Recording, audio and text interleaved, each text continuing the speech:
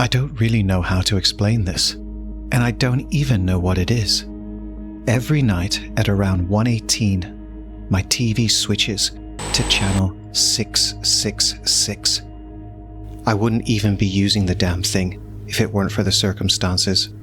My grandma passed away a few weeks ago, and I inherited her house.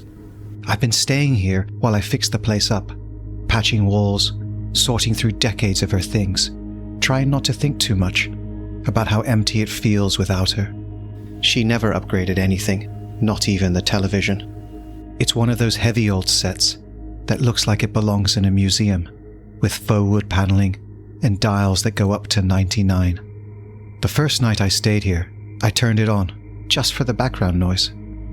I figured it wouldn't even work without cable or an antenna.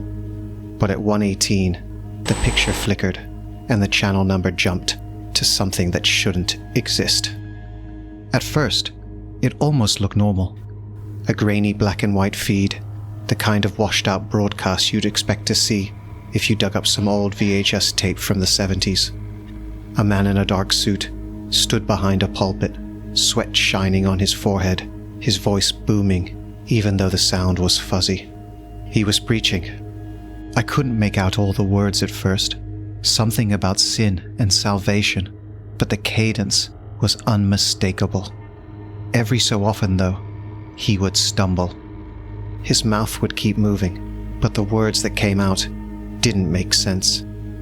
One moment he was talking about the blood of the Lamb, and the next he was saying, "Revelation tells us, let him who has understanding reckon the number of the beast, for it is the number of a man, 666, 666. But I tell you, brethren, do not think of it as only a number. No, it is a sign, a mark upon the hours, etched into the turning of the clock, a signal, a light in the darkness, and it does not fade." Then, just like that, he snapped back into rhythm, quoting from John as if nothing had happened. I actually laughed when I first heard it. Not out loud, but one of those nervous little huffs you make when something doesn't sit right. I told myself it was just late-night paranoia, that I was mishearing it through the static. Old sermons get dramatic, and preachers use a lot of metaphors. A mark upon the hours could have just been flowery language. That's what I told myself. But the way he said it stuck with me. He didn't fumble over the words. He didn't pause. It wasn't a mistake. It was smooth, rehearsed, like he'd been waiting to slip it in. Behind him sat a congregation. At first, I didn't notice anything strange. Just rows of men and women in their Sunday best, hands folded in their laps, staring straight ahead. But the longer I watched, the more it felt like they weren't listening to him at all. They were looking through the screen. Their eyes were too steady. And then I saw her. Third row, aisle seat. My grandmother. Or at least that's what my brain told me. I froze. I leaned closer to the screen, blinking hard, waiting for the image to blur or shift back into just some random old woman. But it didn't. Same hair, the same slight tilt of her head she always had when she was listening to someone speak. It couldn't have been her. She was gone. I'd stood at her funeral. I'd carried the bag of her ashes home, in the back seat of my car. My hands were shaking, and I actually muttered out loud, "It's not her. It's not her." Like saying it would change what I was seeing. The longer I stared, the more it felt like she was staring back. Not at the preacher, not at the congregation. At me. Straight through the screen. I don't know how long I sat there before the picture dissolved back into static. All I remember is the hollow feeling in my stomach and my heart pounding against my ribs. It hasn't just been a one-off glitch. Tonight will be the 4th night in a row. The first time, I thought I was imagining things. The screen flipped at 1:18. The sermon played for maybe 5 minutes, then static. The next night, same thing, different sermon, different passages. The preacher always looks the same. Same suit, same sweat on his forehead, but the words are never the same. He stumbles every time, though. Each night there's a slip. Something that doesn't belong in Scripture. Something that sounds like it was meant for me. I've timed it now. It lasts just under 5 minutes. I don't touch the TV. I don't change the channel. It just cuts out at 1:18 sharp, jumps straight to channel 666, then dies again, like nothing happened. I told myself I'd leave it alone, that I wouldn't turn the TV on tonight, but I know I'm going to. I keep telling myself I'll stop, that I won't touch the TV again, but the nights dragged on. The funeral, the calls, the house, it all blurred together. And still, the thing on the TV never stopped. The longer I waited to put it into words, the worse it felt. Like if I let it stay unspoken, it'll just sink deeper into me. I found an old VCR in the back of the hall closet, covered in dust, and still tangled in a yellowing extension cord. Took me half the evening to figure out how to wire it into the TV, but I got it going just before 1. I wanted something more permanent than my phone, something that couldn't glitch, couldn't just miss what I was seeing. The tape clicked into place, the red light came on, and I left it to run while I sat in the dark, waiting for the minute hand to slide forward. At exactly 1:18, the static shivered and parted, and there was the preacher again. Same pulpit, same dark backdrop, the same crowd sitting rigid like dolls that had been arranged. His voice filled the room, warm and steady, but wrong, in a way I can't explain. He was talking about the blood that cleanses, speaking in a calm, rolling rhythm, until he veered without warning. And the blood is not only for the cleansing of sin, but for the keeping open of the gate.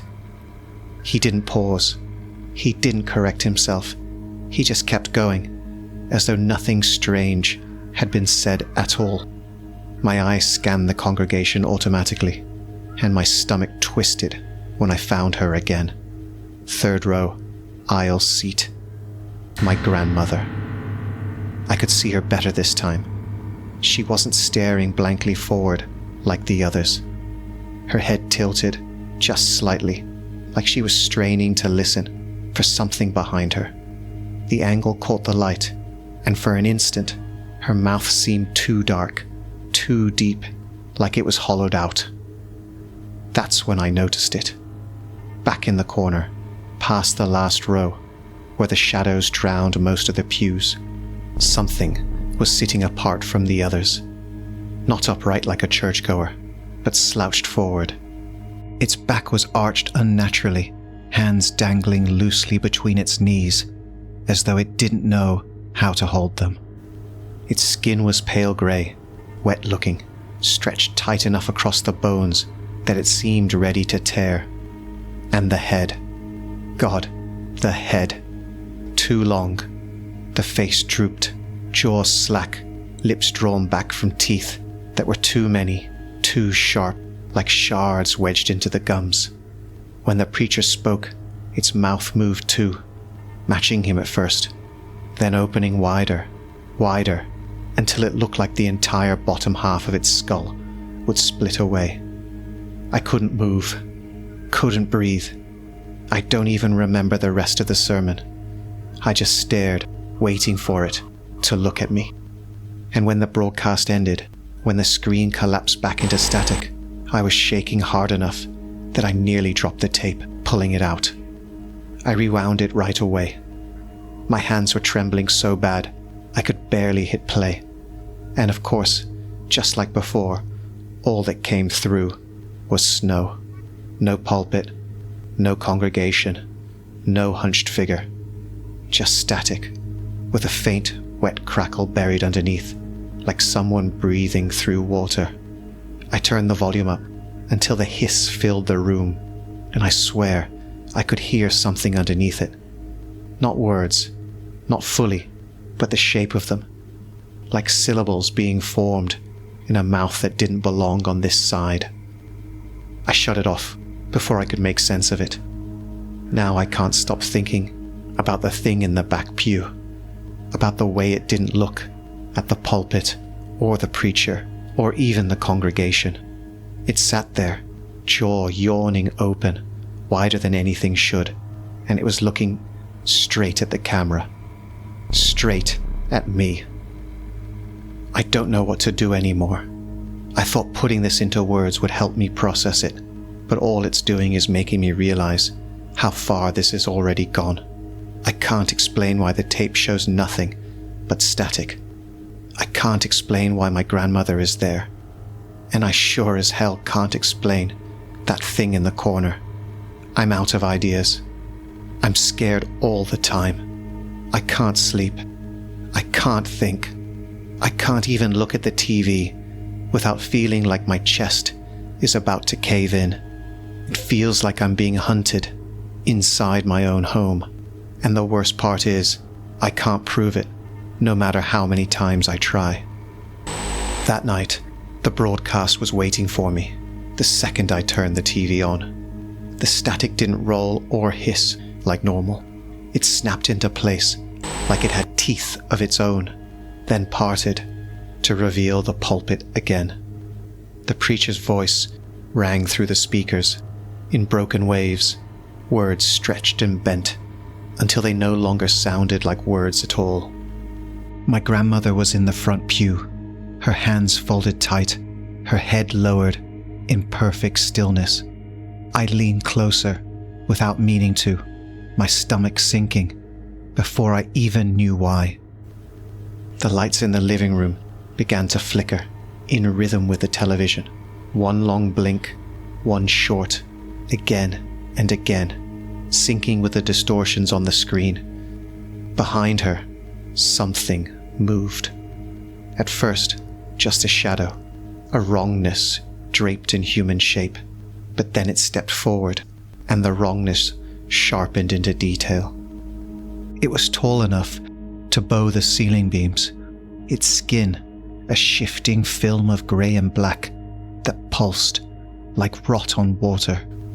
Its eyes were two spirals burning inward, pulling all the light around them. Its arms hung too long, fingers dragging along the pews until the wood groaned under their weight. It leaned over her, my grandmother's head tilted back, her jaw hanging slack, as though her strings had been cut. No sound came out, just the bubbling hiss of static pouring from her throat, in sync with the speakers. Then the creature smiled at me. Not at her, not at the preacher, at me. Its mouth split open and kept splitting, lips peeling back until there was no face, only rows upon rows of teeth packed like glass needles into flesh that quivered when it grinned. The lights above me flickered faster, buzzing until I thought they might burst, and for one moment I swore I heard its breath, rattling, not from the TV, but from the corner of my living room. When it ended, I scrambled for my phone. I tried to record it. I needed proof. I needed something to show anyone else that this wasn't just in my head. But when I played it back, it wasn't there. No pulpit, no preacher, no demon. Just a still image of static, frozen in place no matter how many times I replayed it. I recorded again and again until my hands cramped, but every single time it was the same. The broadcast erased itself, leaving me with nothing. That was the worst part. I couldn't share it, couldn't convince anyone, couldn't even look at it afterward to prove to myself it had really happened. I barely slept that night. Every shadow across the walls seemed to ripple if I stared too long, like the picture tube glow was bleeding out of the screen into the corners of my house. The flicker of the street light outside sent me bracing for the hum of the broadcast to start on its own. My phone would light up. With nothing, the air would feel thick and heavy, and for a few seconds at a time, I swore I could hear the faint hiss of static coming from somewhere behind me. By the next evening, I was a wreck, but I still turned the TV back on. I told myself I wouldn't, that I'd leave it off and try to pretend none of this was real, but I couldn't stop. I needed to know what was happening. Some part of me felt like if I didn't watch, whatever it was would simply step closer, in the dark, where I couldn't see. And it did. The static broke cleanly, the pulpit swimming into view, the preacher's hands slamming against the wood as his voice thundered about blood and fire and the trumpets of heaven. But this time, the thing wasn't behind my grandmother. It was standing directly behind him. It loomed over the pulpit, its body twisted so that every limb bent an angle it shouldn't. Its spine jutted in sharp ridges, like it was wearing a crown of bones down its back. The skin across its chest rippled and split, as though something underneath was clawing to get out. Its head hung just over the preacher's shoulder, those spiral eyes locked not on him, but on me. The preacher's voice droned on, oblivious, his mouth working soundlessly while the creature breathed against his ear. Every flick of its tongue, every twitch of its jaw made its teeth glisten, layer after layer, tens of rows stretching back into a black pit where a throat should have been. It didn't smile this time. It only stared, unblinking, its entire body angled toward me like it was waiting for me to understand something. The preacher's words had become nothing but low vibrations under the sound of my heartbeat. The flicker of the lights above me synced again with the television until the whole house seemed to pulse with it. The longer I sat there, the more I was sure it wasn't behind the preacher at all. The edges of the frame seemed closer, as if the camera itself had taken a step forward. The spirals in its eyes spun inward, and for a heartbeat, I felt that same slow drag inside my chest, like something leaning closer to my ear, like something waiting to see if I would blink first. Now, the broadcast is over, and the TV is just a broken old set again. The screen is shattered, the glass jagged, the inside empty like always. Nothing but the hollow box of an old TV. But I know what I just saw. I can't shake it. My hands are still trembling. My chest won't stop tightening, and every corner of this room feels wrong. I know it isn't over yet. I can feel it. I just don't know what's going to happen tomorrow. I'm scared. When the broadcast began tonight, Stan was sitting beside me. He didn't believe me. Not fully, but after the things I told him, the static, the preacher, my grandmother in the pew, he agreed to come over. The screen snapped on at 1:18 sharp, and the moment the preacher opened his mouth, Stan went pale. He grabbed my arm, whispering, "What the hell is this?" like he'd stepped into something he couldn't get out of. The preacher's words slowed, dragged down like a record spinning at the wrong speed, until the sound behind them broke loose. That laugh, that wet, crackling laugh, filling the room as the shadows deepened around the pulpit. The thing leaned into the frame, its spiral eyes burning through the static, and then I heard it. Not muffled, not distorted, clear, directed at me. "Do you remember, boy, the night you left him out in the cold?" "Oh, I do." Stan stiffened beside me. He looked at me, waiting for me to explain, but my throat had locked shut. The thing kept laughing, its jagged rows of teeth clicking like glass tapping together. Poor puppy, scratching at the door, whining and whining. But you were so mad, weren't you? You thought, let him stay out. Serves him right. I shook my head before I even realized I was doing it, whispering, stop. But the demon only leaned closer, the camera shaking like it couldn't contain its shape. And he cried for you, it hissed. He cried until he didn't anymore. He curled up by the step, little breaths slowing, slower and slower and slower, and you never opened the door.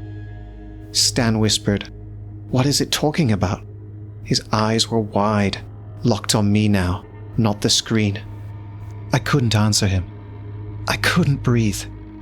The memory I'd buried for years, the one I'd never told a soul, was unspooling in front of us, and the thing was enjoying it. It clapped its long hands together, fingers too many and too thin, like a child delighted with its own cruel game. Oh, the look on your face in the morning. It shrieked, wheezing laughter, rattling like knives in a jar. When you opened the door and found him, stiff as stone. You carried that forever, didn't you, boy? I felt sick. I wanted to scream, to shut the TV off, to run out of the room, but the thing was still leaning closer. The spiral in its eyes spun faster, drawing my vision into them until I could feel it behind me, breathing on the back of my neck. Stan stumbled backward, his chair scraping the floor, his voice breaking. Jesus Christ, what is that? He was trembling, staring at me like he didn't recognize me anymore. But the demon wasn't interested in him. Its teeth flashed, endless rows, splitting into new rows, and it whispered through the static, you never told, you never confessed, but I know. I'll always know. And now, so does he. Stan kept staring at me, like he was waiting for me to deny it. Like maybe I'd laugh it off and tell him it wasn't true. But I couldn't move. The thing on the screen was laughing too hard for me to even think straight. He begged, boy. He begged for you with every whimper. His little paws on the door, his little breath fogging the air, and you lay in bed, angry, pretending not to hear. Oh, I heard. Its voice shifted higher, mocking, turning sing-song like a cruel nursery rhyme. Cold, cold, cold, colder still, and all alone he lay so still. The teeth chattered together in rhythm, and the static buzzed like applause. Stan muttered, Jesus Christ, what is this? His voice cracked in a way I'd never heard before. He wasn't asking me anymore. He was asking the air, the house, the thing itself. The demon leaned further forward. The spiral in its eyes spun faster, tugging at my stomach until I thought I'd throw up. Its voice softened into something playful, like it was sharing a private joke. And the best part, boy, you never told anyone. You carried it like a stone in your chest all these years, pretending to forget, but I've been watching. I was there when he froze. I was there when you cried, and I'll be here when you break. I clutched my knees so tight, my fingernails dug into my skin. My mouth was dry, my chest tight, and the sound of its laughter shook through the floorboards like nails being dragged through wood. Stan shouted, "Turn it off! Turn it off!" He lurched forward, reaching for the plug, but the TV snapped brighter, the screen flaring white until it burned shapes into our eyes. The preacher was still at the pulpit, mouthing silent words now. The demon had taken center stage. It bent its long frame across the preacher like a cloak, its teeth grinning wide enough to stretch ear to ear. Do you feel him, boy? Right outside. Every night you hear the whine, don't you? Every scrape at the door. He's waiting where you left him. Cold, alone, and he's so very hungry. I screamed, louder than I thought I could. Stan froze where he stood, his face twisted with something between horror and pity. He turned to me, his lips trembling, like he wanted to say something, but the demon's laughter swallowed his words whole.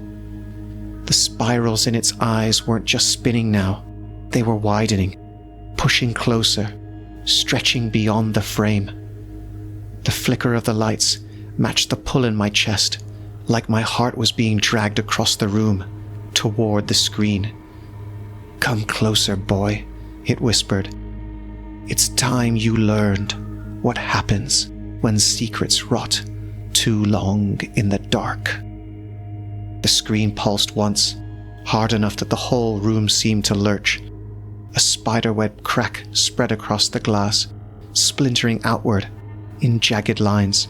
Before either of us could move, the TV buckled inward, glass falling, not onto the carpet, but vanishing into the screen, like stones dropping into water. There were no wires behind it, no circuitry, just a blackness so deep it felt like standing at the edge of a well at midnight. The whine at the door cut off mid-breath. The frost on the window panes climbed higher, each filament crawling toward the ceiling like veins. The temperature plummeted, our breath hanging in front of our faces. Stan grabbed my arm, whispering my name, but his voice sounded far away, muffled under a sound like air being sucked through a hole. The void inside the TV wasn't empty. Spirals of pale light shifted deep within it, spinning in slow, nauseating patterns, like looking down a drain that never ended. The demon's laughter rolled out of it now, clear and soft, and everywhere at once. Come closer, boy, it hissed. The floorboards trembled beneath us, a low groan rising from the wood, as if the house itself were holding its breath. Stan shouted, "Turn it off!" But there was nothing left to turn off. The TV was gone. Only the void remained, black and endless, framed by the shards of glass. For a heartbeat, I swore I heard claws at the edge, faint scratching, a thin whine, threading through the cold, so close it could have been inside the room. I turned, but there was nothing. Only frost, only shadows. When I looked back, the void didn't move. It didn't grow. It was just there, a hole where the world ended. And then the broadcast ended. The blackness folded back into the shattered screen, leaving only jagged glass and silence behind. I should have stopped it that night. I should have pulled the plug and thrown the set out. But I didn't. I just sat there, in front of it, the glass fractured like a dead-eye, waiting for the clock to turn. The TV isn't whole anymore. It's just an empty box, with jagged shards hanging loose across the frame, a relic that should have been silent forever. But when the numbers flipped to 118, it came alive again. I felt it, the claw of panic that I thought had died in me. The cracks pulsed with pale light, spirals unfurling, like roots through the glass. I told myself to just watch, to let it take me. But something in me, still screamed, "No." It wasn't much, just a flicker, a desperate spark, but it was there. My eyes went to the plug, to the sledgehammer I had left by the wall after the last time I tried to kill this thing. My body moved on instinct, snatching up the hammer like it was a weapon I could still trust. I swung. The metal head came down against the broken glass, shards flying across the room like teeth spat from a mouth. The noise was deafening, a sharp crack that rattled my skull, and for a second, I thought I'd done it. I thought I'd silenced it. But the spirals didn't break. They multiplied. The hammer fell again, but every strike only made them spread faster, as if I was giving them more surface to bloom across. The cracks in the wall turned with them, the floorboards groaning as black lines wormed outward in patient arcs. I dropped the hammer.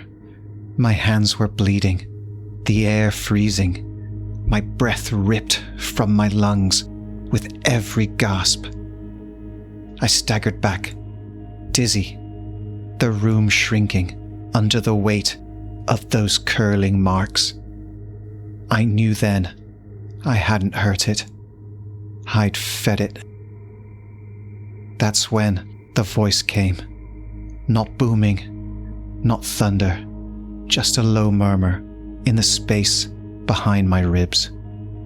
It said my name again, soft as a prayer, and then it laughed. A laugh that wasn't cruel, but knowing, like I had finally played my part in a script older than me. It told me this was the proof I'd always asked for, that no matter what I broke, no matter how I screamed, the end was always written, that the fight was just decoration. And for the first time, I believed it. Not because I wanted to, but because my body couldn't deny it anymore.